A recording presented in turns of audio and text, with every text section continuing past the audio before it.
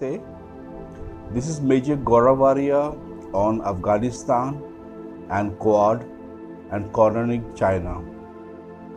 तो गौरव आर्या इसमें बेसिकली बोलते हैं कि पाकिस्तान को जब हाथी लड़ते हैं, specially India, US will be circling China and it's going to be both trade war plus military war.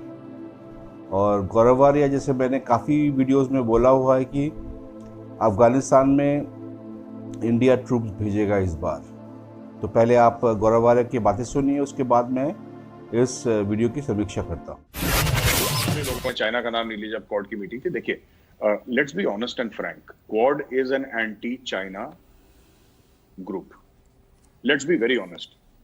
ठीक है, बाकी आपको वैक्सीन सप्लाई करनी है, आपको ये करना है, कल्चर की बात करनी है, सब ठीक है. बेसिकली चाइना को ठोकने का प्रोग्राम है और आई थिंक ठीक ठाक प्रोग्राम है, अच्छा खासा प्रोग्राम है. अब मैं आपको बताता हूँ, जब जापान ने क्वाड का आइडिया लगाया था तब तो कोई ज्यादा इंटरेस्टेड नहीं था, इंडिया भी इंटरेस्टेड नहीं था, ऑस्ट्रेलिया तो पीछे ही हट गया था पूरा, अमेरिका थोड़ा बहुत इंटरेस्टेड था लॉन्ग टर्म. लेकिन साहब बात ऐसी है ना कि चाइना के कुकर्म इतने हैं, चाइना के पाप इतने हैं कि अब लोगों ने बोला कि नहीं यार, इसको तो फेस करना पड़ेगा, इस मॉन्स्टर को. इसकी गुंडागर्दी बहुत हो गई है. ये जैसे एक गली का गुंडा होता है ना, अब जब तक ये गुंडा तो धमकाता रहेगा, अगर इसको मेरे के लाइन पे नहीं लाए, ये हमारा जीना मुश्किल करेगा, पहले इसको सेट करो. तो अब ये लोग आपस में मिल गए. फ्रांस खुद कह रहा है कि अब एक बातचीत चल रही है कि maybe France would like to become part of the Quad. तो ये जो क्वाड है, अब आप देखिए कि वो लोग जो कि या तो यूनाइटेड नेशंस सिक्योरिटी काउंसिल के परमानेंट मेंबर्स हैं या फिर बड़े इन्फ्लुएंशियल लोग हैं, वो धीरे धीरे क्वाड की बात कर रहे हैं. उसमें से अभी एक है, फॉर एग्जांपल, जो United States of America. France आ जाता है अगर इन द फ्यूचर, या इंग्लैंड आ जाता है अगर future, then where does that leave China? Because all these are nuclear powers. और धीरे धीरे धीरे दुनिया को एक और चीज समझ में आ गई है कि साहब, ये चाइना से जो चाइना का पावर मिलिट्री नहीं है, चाइना का पावर इकोनॉमिक है.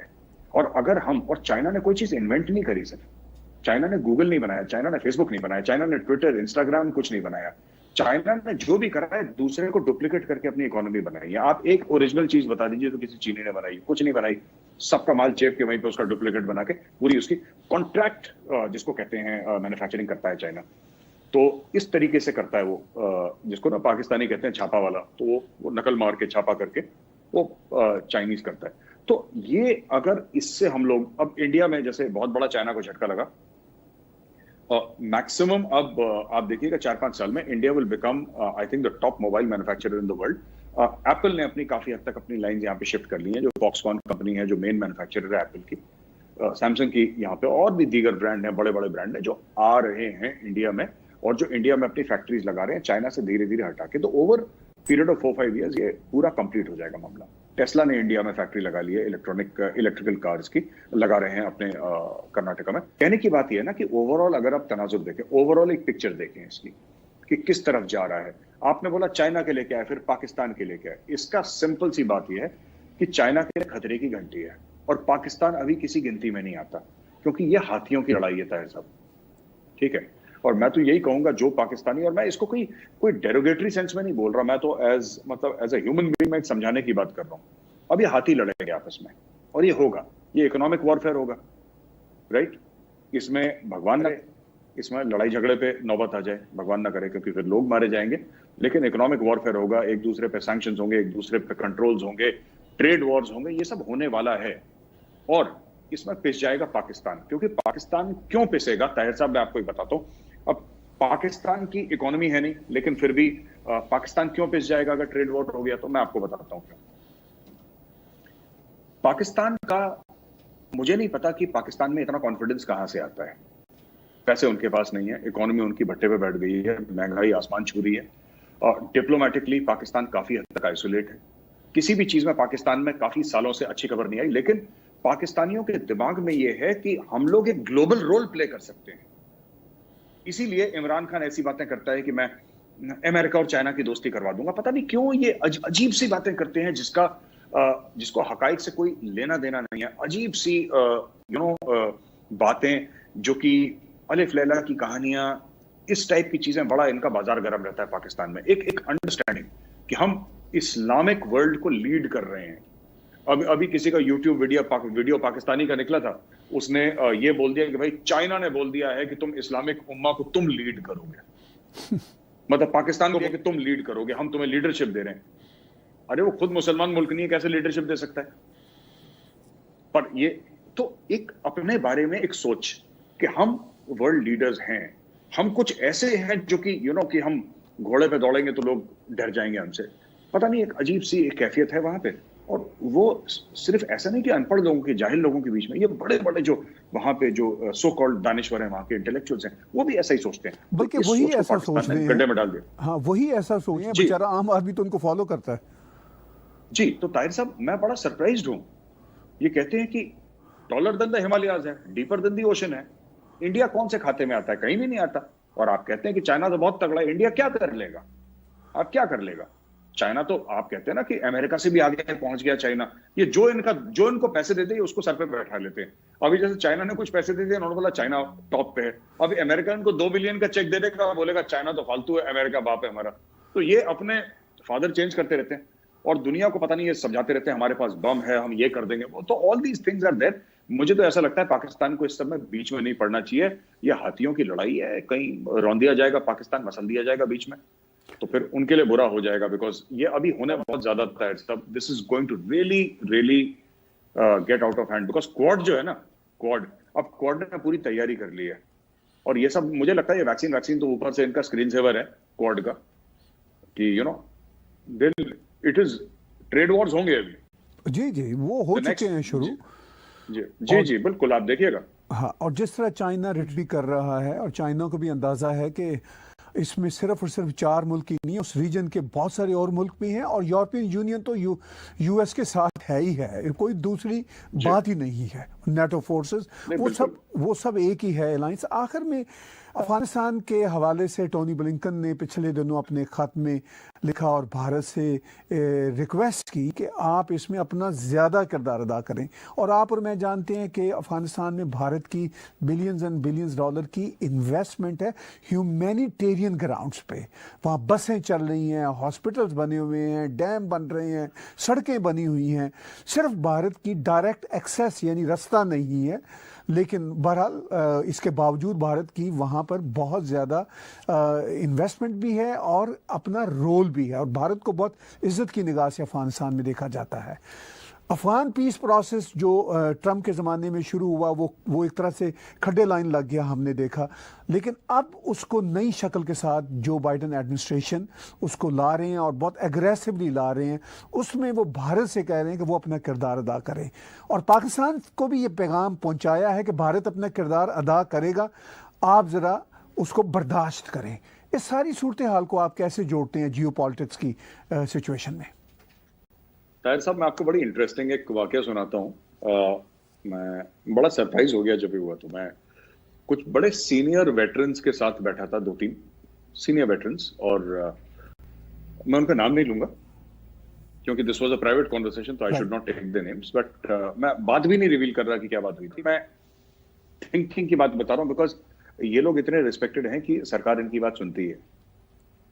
The government of India listens to them, and जो पॉलिसी मेकर्स हैं गवर्नमेंट ऑफ इंडिया में, वो इनको सुनते हैं। और ये जो वेटरन्स थे जिन्होंने 30-30, 40-40 साल दिए हैं फौज में, जो कि जनरल्स हैं इंडियन आर्मी के रिटायर्ड, ये कह रहे थे कि maybe going to Afghanistan is not such a bad idea. ये बहुत बड़ा थिंकिंग में शिफ्ट है जो आज तक इंडिया कह रहा था कि हम कभी नहीं जाएंगे। I am talking about troops on ground. Tahir साहब, मैं बात कर रहा हूँ boots on ground, troops on ground. अब इंडिया मुझे लगता है कि मेंटली इंडिया कह रहा है कि यार देखो, अगर आपको दुनिया में कुछ करना है तो you have to be prepared to play a larger role, है ना।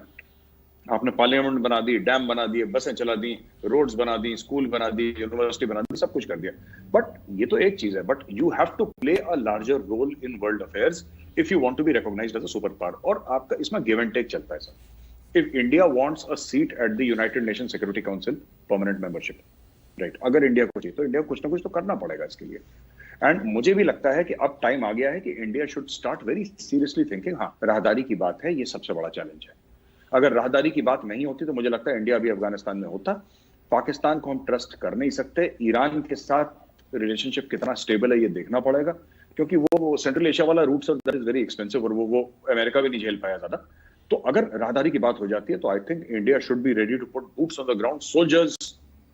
क्या इसका लेवल होगा मुझे नहीं पता, बट मैं इस चीज को सपोर्ट करता हूँ, क्योंकि पहले मैं भी इसको काफी अपोज करता था, क्योंकि रशिया इसके बारे में अफगानिस्तान के ये था कि it's the graveyard of empires and all that, ये दुनिया भर की चीजें जो हैं इसके बारे में काफी लोग कहते थे, पर नहीं, ऐसा नहीं है। It can be managed, it has been managed in the past. Maharaja Ranjit Singh ने अफगानिस्तान को मैनेज करा था, वो भी इंडियन थे, वो अफगानिस्तान को गए, अफगानिस्तान को रूल करा। हम तो रूल करने की मंशा से कहीं नहीं जाएंगे, अफगान हमारे भाई हैं, we are not interested in ruling anybody, neither we have ruled, but yes I think India should play a much larger role in Afghanistan. बात राहदारी की है, बात एक्सेस की, क्योंकि Afghanistan is a landlocked country, तो बात एक्सेस की है। जब एक्सेस का मसला हो जाएगा तो आई थिंक अगर सॉल्व हो जाता है और उसमें परमानेंसी आ जाती है, गारंटीड बाय नेटो और गारंटीड बाय अमेरिका और एनी अदर बॉडी, सिर्फ राहदारी की, I think India is rich enough, powerful enough to play its role in Afghanistan. And I think the great game जिसको कहा गया था साहब, I think India is ready to join the great game. Amit Shah ji का statement, मुझे 2-3 बातें समझ में आती हैं। पहली चीज ये बात समझ में आती है कि today Pakistan is trying to find something to do about Kashmir, not in Kashmir but about Kashmir. कुछ तो उनको बोलना पड़ेगा, कुछ तो करना पड़ेगा। दूसरी चीज ये है कि जो क्वाड है, ये क्वाड ना, इन्होंने बात करी वैक्सीन की, मैंने भी देखा वो बातचीत कर रहे थे वैक्सीन के बारे में, और किस तरीके से इंडो पैसिफिक में किस तरीके से एक दूसरे को हेल्प करना, ये सब रूल ऑफ लॉ, ये सब। देखिए, बात रूल बेस्ड ऑर्डर की जो बात कर रहे थे, ये बेसिकली क्या है कि ये ऐसा ग्रुप है जो चाइना पे नकेल कसेगा, ये है उसी के लिए, और इसका कोई और मतलब नहीं है। बात में ये छोटी छोटी चीजें करता रहे अपने के ना, ये भी कर लेंगे, ये भी कर लेंगे, जैसे हम लोग खाने में नहीं कहते, अगर मैं ऐसी देसी उसमें समझाऊं ताहिर साहब कि उसमें अचार भी होगा, उसमें पापड़ भी होगा, उसमें रायता भी होगा, लेकिन वो सब है, ये सब वैक्सीनेशन वगैरह ये सब है, लेकिन दाल रोटी जो है ना, मेन खाना यही है सर, चाइना पे नकेल कसना, ये मेन खाना है। तीसरी चीज, Afghanistan, I think India is ready to play the great game, and India का टाइम आ चुका है, and this is an opportunity that India must seize with both its hands. ये टेंटेटिव होने का टाइम नहीं है। I think it is time for India to play like Virender Sehwag, on the front foot.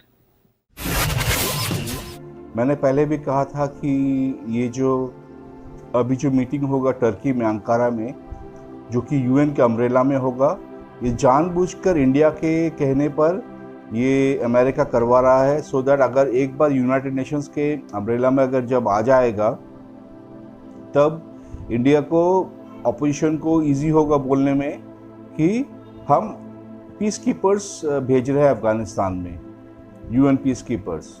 तो इस तरह इंडिया अपनी ट्रूप्स अफगानिस्तान में भेज पाएगा, जो कि मैं काफ़ी 1 महीने से बोल रहा हूँ। तो आज ही गौरव आर्य ने भी इसको कंफर्म कर दिया है।